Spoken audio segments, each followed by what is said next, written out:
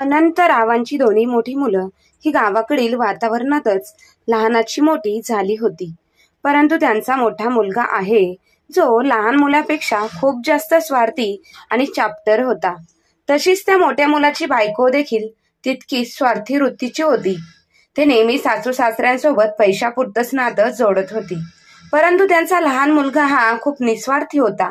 तो निस्वार्थी असल्यामुळे त्यांच्या मोठ्या भावाने आणि मोठ्या भावाच्या बायकोने मिळून त्यांना इतकं लुटलं की प्रत्येक गोष्ट घेऊन मुंबई सारख्या ठिकाणी खूप मोठी जागा घेऊन बिल्डिंग बांधली.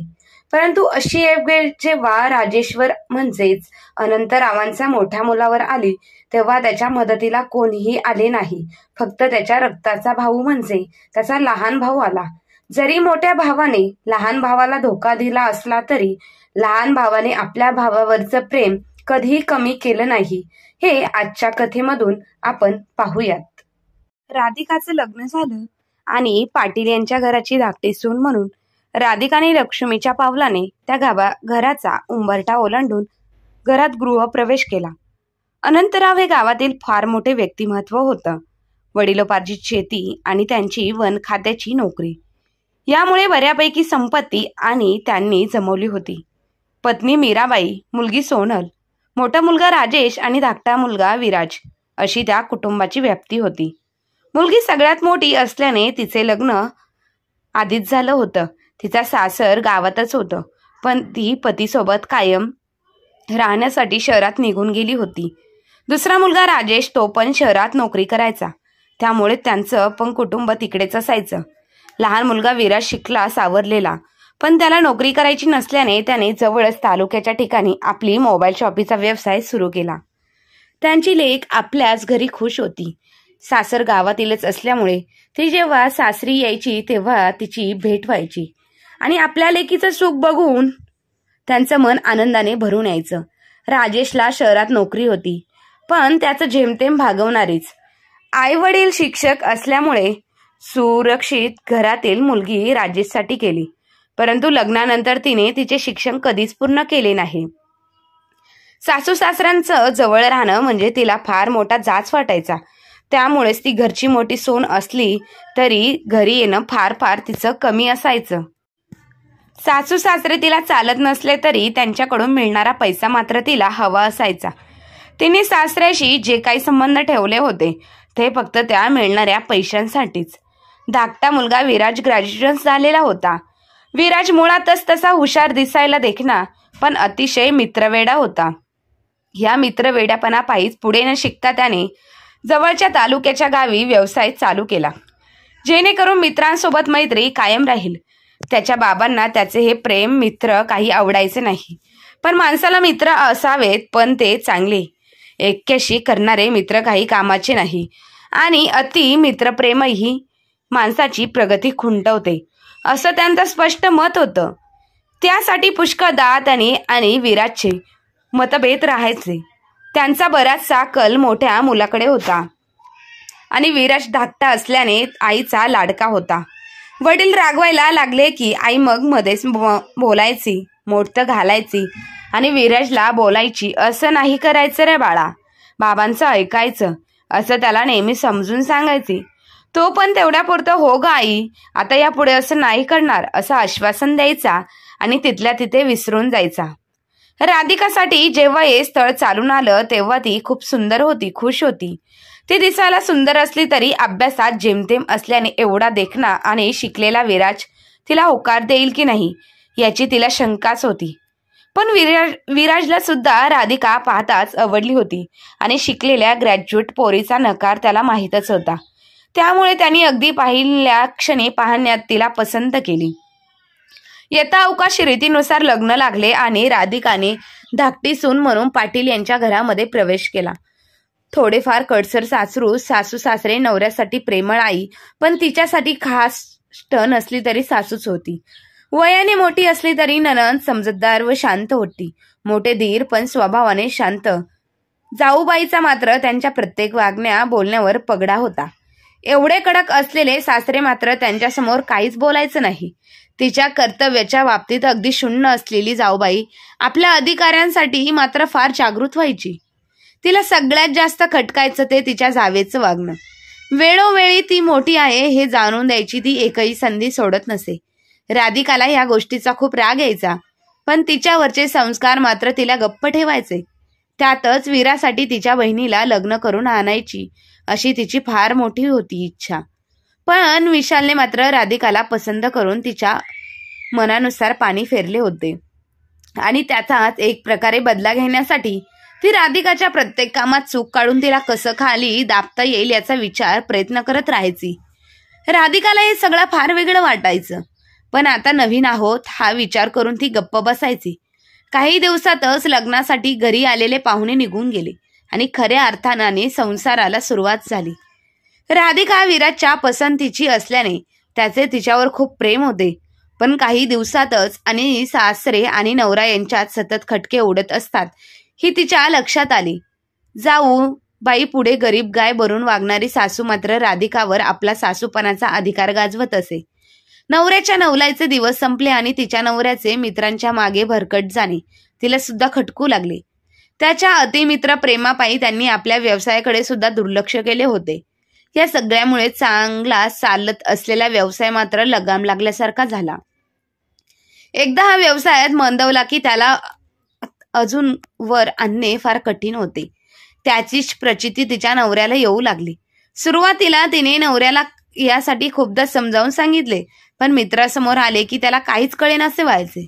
एक दिवस विराज त्याच्या बाबांना म्हणाला, बाबा थोडे पैसे हवेत, दुकानात माल भरायचा आहे.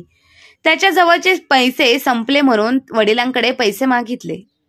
कशाला हवेत तुला पैसे? दुकानासाठी की मित्रांवर उडवायला? एकदम दमडी देणार नाही मी तुला. सासरे फारच रागात होते. दोघा बाप लेकांमध्ये बरीच बातचीत झाली आणि विराज सुद्धा तानातानात पाय आपटत चपला अडकवून घराबाहेर पडला. सासूने सासऱ्यांना समजावून पाहिले, पण सासरे काही आज ऐकण्याच्या मनस्थितीत नव्हते. राधिकाची अवस्था अगदी अवडून पडल्यासारखी झाली होती. गर्भपणाचे 7 महिने पूर्ण झाले होते आणि वरून सकाळच्या भांडणामुळे घरून निघून गेलेला नवरा रात्र होऊन गेला तरी घरी परतला नव्हता. अनेक शंका कुशंका तिच्या मनात गर्दी करून गेली होती. तिची आणि तिच्या होणाऱ्या बाळाच्या भविष्याची चिंता आता तिला सतावू लागली. काय वाढून ठेवलं असेल आपल्या पुढे? कुठे असेल आपला नवरा? जेवला असेल का? जीवाचं काही बरं वाईट तर केलं नसेल ना त्याने? अशा अनेक शंका तिच्या मनात फेर धरू लागल्या. राधिका 2 जीवांची असल्याने तिला अतिशय भूक लागली होती, पण घशाखाली अन्नाचा कण मात्र उतरत नव्हता. आता मात्र सासू मधली आई जागी झाली होती. सुनेच्या मनातील घालमेल एक बाई म्हणून तिला कळली होती. पोरी, कळते ग मला तुझ्या मनातील घालमेल, पण 2 जीवांच्या बाईने असं उपाशी तापाशी झोपू नये बघ. राधिकाच्या पाठीवरून हात फिरवत जबरदस्तीने तिने राधिकाला जेवू घातले. घरात कोणीच काही बोलत नसले, पण सगळ्यांच्या मनावर ताण जाणवत होता. रात्र होऊनही विराज अजून घरी परत पोराने जीवाचं काही बरं वाईट तर केलं नसेल ना, ही शंका आई वडिलांच्या दोघांच्याही मनात सतत होती. काय झालं असेल? विराज सुखरूप तर असेल ना? त्याला काही झालं तर मी, माझ्या पोटातील बाळ, दोघांचं काय होईल? या संसाराचा हवन कुंडात माझी सविता पडेल का? विचार करून करून ती खूप शिनली होती. काय तशाच त्या अवस्थेत कधी तिला झोप लागली हे तेवढंही तिला कळालंच नाही. तेवढ्यात तिला आवाज आला, शुकशुक. राधिका, हे राधिका, दार उघड ना. अगदी हलकासा आवाज तिच्या कानावर पडला आणि ती खडबडून जागी झाली. बाजूच्या खिडकीतून विराज तिला आवाज देत होता. पटकन उठून तिने कानोसा घेतला. सासरे झोपले होते. चोर पावलांनी ती दाराजवळ आली आणि अलगद दाराची कडी उघडून विराजला आत घेतले. त्याला सुखरूप घरी परत आलेले पाहून तिचा जीव आला. मनावरचा ताण हलका झाला. अहो, जेवलात का? थोडं, तिने हळूच विचारलं. नको ग, भूक मेली माझी, तो बोलला. तेवढ्यात कुजबुजणारा आवाज ऐकून सासूबाई सुद्धा जवळ आल्या. लेकरा, असं उपाशी राहून कसं चालेल? 2 जीवांची पोरगी ती, आता त्यांच्यासाठी तरी तुला सांभाळून घ्यावं लागेल. कसेही 2 घास पोटात घालून घे आणि मग झोप. आईच्या आणि बायकोच्या आग्रह खात्यावर त्याने जबरदस्तीने 2 घास पोटात टाकले आणि कुणाशी काही न बोलता सगळे झोपायला निघून गेले. रात्री विराज आला तेव्हा सासरे जागेच होते. रागाच्या भरात ते त्याला बोलले असले तरी त्याने जीवाचे काही बरे वाईट तर केले नाही ना, या शंका त्यांना भेडसावत होतीच. त्यामुळेच तो आल्यावरही ते झोपेचं सोंग घेऊन पडून राहिले होते. बाप लेकामध्ये अबोला एक असह्य दुरावत जाणवत होता. अहो, एक वेळ संधी द्या ना पोराला, एक वेळ देऊन बघा पैसे, सासू नवऱ्याला विनंती करत होती. त्यावर सासरे म्हणाले, किती वेळ आहे मीरा, मी दरवेळी पैसे द्यायचे, कितीदा संधी मी याला दिल्यात, पण याच्यात काही सुधारण्याचा वावच नाही. मी विचार करून सांगेन काय करायचं ते. सासरे निग्रहान म्हणाले. तसं त्याचंही काही चुकलं होतं म्हणा. कुठेतरी एका टप्प्यावर विराजचे हे मित्रप्रेम कमी होणं आवश्यक होतं. विराज सुद्धा आता घरून काही मागण्याच्या मनस्थितीत नव्हता. त्याच्या मित्रांवर अतूट विश्वास होता. अशा वेळी आपले मित्रच आपल्यासाठी धावून येतील अशी वेडी खात्री त्याला होती. एक दिवस असे चालत होते. एका शनिवारी रविवारी भाऊ आणि वहिनी दोघेही गावी आले होते. आल्यापासून विराजला ते सतत घरी बघत होते. अरे विराज, तुझं दुकान चालत नाही का? मोठा भाऊ राजेशने विराजला विचारले.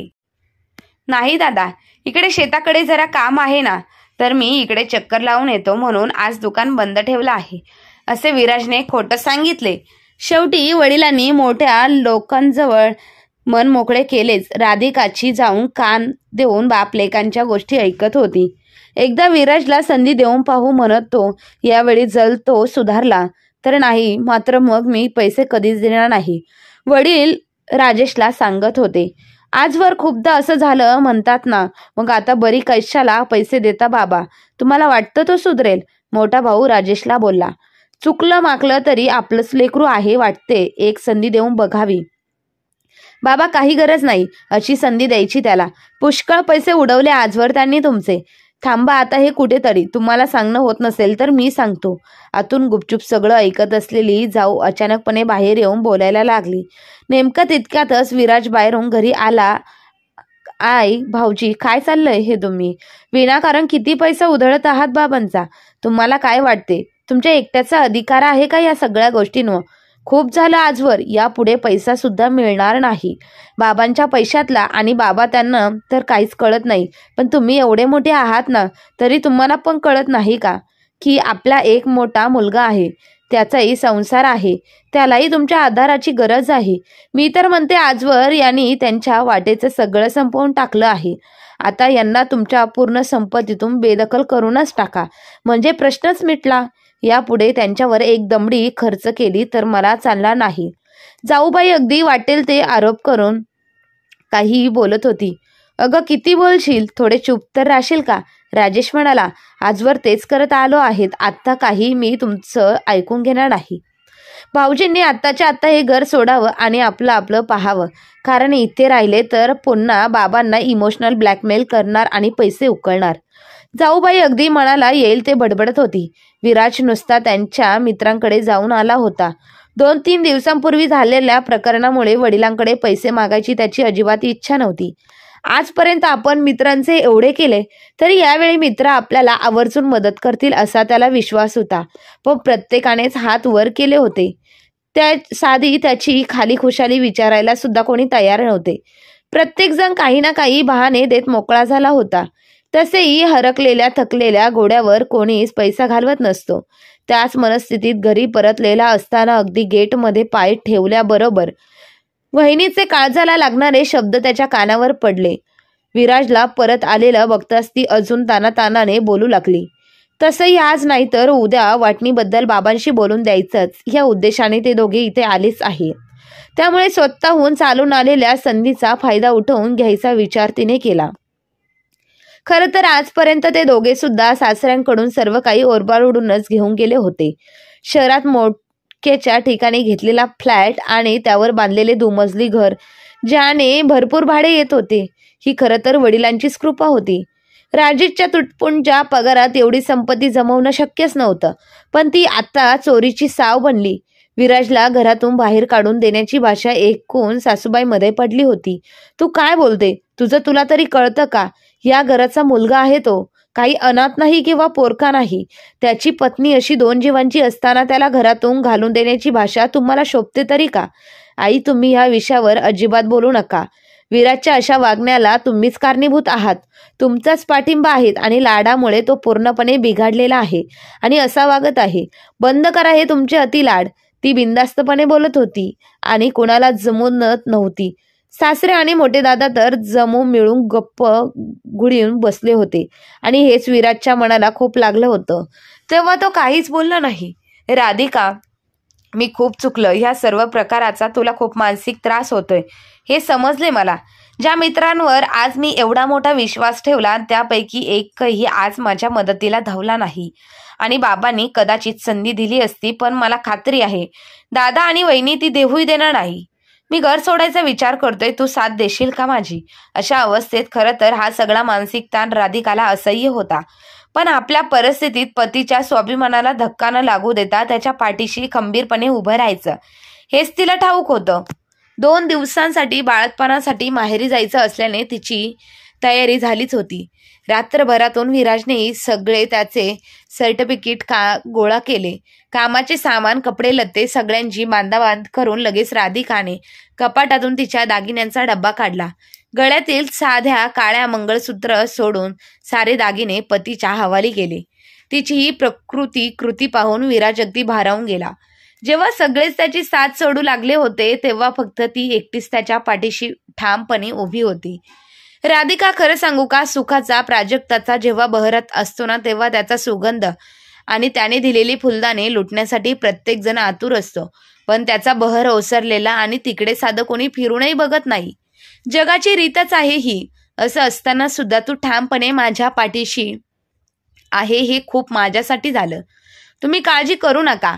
उद्या बाबांकडे जाऊ ना, तेव्हा बोलून त्यांच्याशी यावर काहीतरी मार्ग जरूर निघेल. झोपा आता निवांत. दुसऱ्या दिवशी जेवण खावण झाल्यावर विराजने राधिकाला आपल्या माहेरी सोडून येत असल्याची आणि तो सुद्धा दुसरीकडे आपल्या भविष्याच्या शोधात बाहेर पडत असल्याची घरी कल्पना दिली. तो असा काही निर्णय घेईल असं घरी कोणालाही वाटलं नव्हतं. परंतु आता पाऊल मागे घ्यायचं नाही असा ठाम निश्चिंत केला आणि आपल्या येणाऱ्या बाळाचं अधांतरी असं भविष्य सोबत घेऊन विराज आणि राधिका हे जोडपं नव्या प्रवेशाच्या वाटेने निघाले होते. राधिका माहेरी पोचली तेव्हा बाळंतपणासाठी लेक घरी आल्याचा आनंद सगळीकडे होता. एकतर ती त्याच्या घरची मोठी लेक असल्याने नातवाच्या आगमनाची उत्सुकताही होतीच. 2 दिवस असेच आनंदात गेले, पण त्या दोघांच्या मनातील रुकरुक काही त्यांना स्वस्थ बसू देत नाही.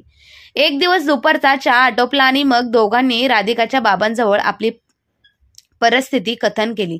बाबा, आम्ही घरातून बाहेर पडून आलोच. माझ्या अतिमित्र वेड्याने मी स्वतःचा घात करून घेतला आणि चांगला चाललेला व्यवसाय रत्ताळ आणला. सगळे सांगायचे, मला सूचना द्यायचे, पण मी मात्र त्यांच्या खोट्या मैत्रीवर एवढा भाळलो होतो की ते सारे आपल्या फक्त पैशांवर भाळलेले आहेत हे समजायला फार उशीर लागला.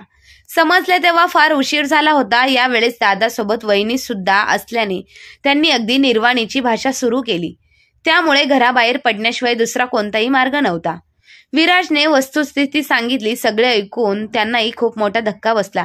लेकीची असलेली सध्याची नाजूक अवस्था, जावयाला झालेला पश्चाताप, मित्रांनी दिलेला त्याला धडा आणि पोरीचे भविष्य, ह्या सगळ्यांचा विचार करून त्यांनी काही रक्कम जावयाला द्यायची तयार ठेवली. समोर लेकीच्या डिलिव्हरीचा खर्च तर होताच, तरी पोरीच्या भविष्याचा वेध घेत त्यांनी जावयाला पैसे देण्याचे कबूल केले. पुढच्या काही दिवसात विराजने व्यवसाय सुरू करण्यासाठी यासाठी जागेची चाचपणी करणे सुरू केले. त्यांच्या एका मित्राकडून कळले की रामगड सारख्या आदिवासी भागात व्यवसाय लवकर तेजीवर येईल. त्यांना सध्या असलेल्या व्यवसायाची निकड लक्षात घेता त्यांनी ह्याच भागात व्यवसाय सुरू करावा असे त्यांनी सुचवले. त्याच काळात राधिकाची डिलिव्हरी झाली. त्यांना पुत्र प्राप्त झाला. डिलिव्हरी नॉर्मल झाल्याने तसा फारसा खर्च बोजा पडला नाही. सगळे झाल्यानंतर मात्र विराजने त्याच्या पुढच्या भविष्यासाठी दूरदृष्टीने रामगड सारख्या आदिवासी भागात व्यवसाय थाटायचं ठरवले. राधिका आणि बाळाला माहेरी सोडून विराजने त्या नव्या जागी व्यवसायाची सुरुवात केली. इतर ठिकाणी व्यवसाय रुजवायला आणि वाढवायला वेळ लागतो, त्या मानाने त्या भागात मात्र अपेक्षापेक्षा व्यवसायाने जास्त जोर घेतला. कुटुंबाचे भागवण्यापुरते त्यांची आवक आता झाली होती. बाळ आता जवळपास 6 महिन्याचे झाले होते. त्यामुळे त्यांनी राधिकाला आणि बाळाला सोबत नेण्याचा निर्णय घेतला. बाबा, आता मी राधिका आणि बाळाला घेऊन जायचा विचार करतोय. आता आमचं तिघांचं भागू शकेल एवढी आवक आहे सध्या माझी. त्याने सासऱ्यांजवळ विषय काढला. राधिकाला सुद्धा आता माहेरी राहवत नव्हतं. पती बाहेर गावी आणि बऱ्याच दिवसांपासून ती इथे असल्याने पाठीमागे लोक तिच्या सांसारिक जीवनाबद्दल संशयाने बघत होते. हे तिच्या लक्षात आले होते. हो बाबा, मी पण जावं म्हणते. आता मी सोबत राहिले तर विराजला सुद्धा पूर्ण व्यवसायाला वेळ देता येईल आणि हळूहळू आमच्या सुद्धा व्यवसायाच्या जबाबदाऱ्या पेलवायची सवय झाली पाहिजे ना. ती बोलली, अगं लेक कुठे बापाला जड असते का ग? तुला काय वाटले तितके तू खुशाल राहू शकतेस, पण तू जावयाच्या एकटेपणाचा विचार करता आणि ते तुला न्यायचं म्हणत आहे तर अडवणारा मी कोण? आनंदाने त्यांची राधिका आणि बाळाला घेऊन जाण्याची परवानगी दिली. नव्याने पुन्हा एकदा संसाराची सुरुवात करत आहोत असे राधिकाला वाटत होते. घरदार, भांडीकोंडी, परिस्थिती सारेच कसे अगदी नवीन होते. राधिकाच्या जाण्याने संसाराला खूप रंग प्राप्त झाले होते आणि या सर्वांचा साक्षीदार होता तिचा लहान ग बाळ अमय. बाळ जसं जसं वाढत होतं आणि तसं हळूहळू व्यवसाय वाढत होता. बाळाच्या बाळीला आणि वाढत्या वाढीला व्यवसायाचा पसारा सांभाळणे सुरू होते. व्यवसाय त्याचा बरा सुरू होता, पण मुळातच हुशार असलेल्या विराजला आता नवीन क्षितिज खुणावू लागले होते. आदिवासी भाग असल्याने त्याने तिथल्या काही जागांसाठी परीक्षा दिल्या. त्या परीक्षांमधून आदिवासी जमान्यातील अतिदुर्गम भागातील आश्रमशाळेत त्याला लिपिकाची नोकरी मिळाली. हा भाग अतिशय दुर्गम होता आणि ह्या भागात सतत दुष्काळ असायचा. अशा ठिकाणी नोकरी करणे म्हणजे एक शिक्षाच होती. पण पुढील भविष्याचा विचार करता ही नोकरी पत्करायची असे विराजने ठरवले. काही दिवस राधिका तिथे जाऊन राहिली, पण लहान गे बाळ तिथे दमटले. हवामान जड पाणी पचवू शकले नाही. वारंवार त्याची तब्येत बिघडायची आणि तिथून दूर उपचाराला आणणे म्हणजे एक मोठे दिव्यच होते. सुट्ट्यांमध्ये विराज जेव्हा गावाला गेला तेव्हा सगळ्यांनी त्याला बाळ आणि राधिका दोघांची अवस्था बघून बाळ जोरवर लहान आहे तोवर राधिकाला आणि बाळाला इकडे ठेवावे असे सुचवले. राधिका, मला सुद्धा वाटते की तू बाळाला घेऊन इकडेच राहावे. तेथील हवामान बाळाचे आरोग्य दृष्टीने अजिबात बरं नाही. बाळ थोडं मोठं झालं की मी पुन्हा तुम्हा दोघांना घेऊन जाईल. विराजला सोडून राधिकाला राहण्याची इच्छा नव्हती, पण बाळाची शारीरिक अवस्था बघता तिने त्या निर्णयाला स्वीकृती दिली. बाळाला घेऊन ती काही दिवस माहेरी आणि काही दिवस सासरी असे काढू लागली. ती माहेरी जायचा विचार करायची, पण थांबा ना बेटा अजून काही दिवस. नातवाच्या सहवासात दिवस कसा जातो ते कळत सुद्धा नाही अशी तिची सासू बोलायची. ह्या थकलेल्या जीवाला नातवंडांच्या रूपात एक विरंगुळा मिळतो बघ असे सासरे बोलायचे. एकेकाळी घरातून निघून जा म्हणणारे सासरे आता अजून आवर्जून तिला आणि बाळाला थांबवू लागले. तिच्या सासरी असल्याने सासूबाईंना सुद्धा सासूपण गाजवायला हक्काची सुनबाई मिळाली. खरं तर विराजशिवाय सासरी राहायचं तिच्या फार जीवावर यायचं, पण मोठ्यांचे मन कसे मोडायचे म्हणून ती काही दिवस सासरी काही दिवस माहेरी अशी राहू लागली. राधिका शरीराने जरी इकडे असली तरी तिचं अर्ध मन विराजकडे लागलेलं होतं. नवीन घरातला मोबाईल त्याच्याकडे होता, पण पुरेशी रेंज नसल्याने विराजही बोलणे फार कमी व्हायचे आणि सतत त्याची चिंता तिला लागलेली असायची. आता इकडे विराजने असलेल्या संधीचा पुरेपूर फायदा घेतला. अनेक स्पर्धा परीक्षांची पुस्तके आणली. इथे फारसे काम आणि घराचा व्याप नसल्याने त्याला स्वतःला अगदी त्याच्या पुस्तकांच्या ढिगारात झोकून दिलं. काम आणि जेवण खावण या व्यतिरिक्त त्याचा सारा वेळ फक्त अभ्यासात आणि अभ्यासातच करू लागला. गेल्या वर्षात तो अशी अवघड नोकरी करत होता. ही अवघड नोकरी त्याला अजून पुढे जाण्याचे बळ देत होती. अभ्यास करणे आणि स्पर्धा परीक्षा देणे हे सुरू होते. एक दिवस त्याच्या मेहनतीला फळ येऊन तो स्पर्धा परीक्षेत पास झाला आणि तलाठी ह्या पदासाठी मुलाखतीचे पत्र त्याला प्राप्त झाले. त्याची तपस्या आता फळाला आली होती. त्याचा वनवास संपला होता. हॅलो राधिका, मी तलाठीची परीक्षा पास झालो. सोमवारी मुलाखत आहे. अखेर देवाने मार्ग दाखवला. संपले ग आपलेही कष्टाचे दिवस संपले.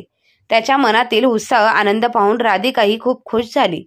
विराजची सध्या तर जिथे नोकरी सुरू होती तिथे जीवाची काही शाश्वती नव्हती. सगळीकडे काळा कुट्ट अंधार दाटलेला असताना हळूच एखाद्या प्रकाशाचा कडवसा गवसा तसं काही झालं होतं. विराज आता तलाठी म्हणून पदावर रुजू झाला होता. संयोगाने राधिकाच्या माहेरजवळ त्याला पोस्टिंग मिळाली होती.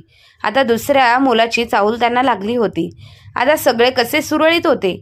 दोघेही मुलाचा जन्म झाला होता. मधल्या काळात राधिकाच्या बहिणीचे लग्न झाले.